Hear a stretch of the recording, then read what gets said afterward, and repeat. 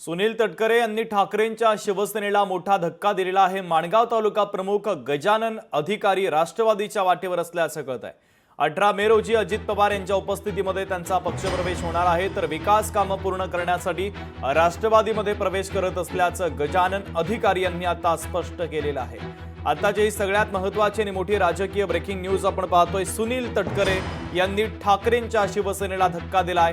माणगाव तालुका प्रमुख गजानन अधिकारी आता राष्ट्रवादीच्या वाटेवर असल्याचं कळत आहे। 18 तारखेला या मेच्या राष्ट्रवादी पक्षामध्ये प्रवेश करण्याच्या बाबतीमध्ये चर्चा झालेली आहे।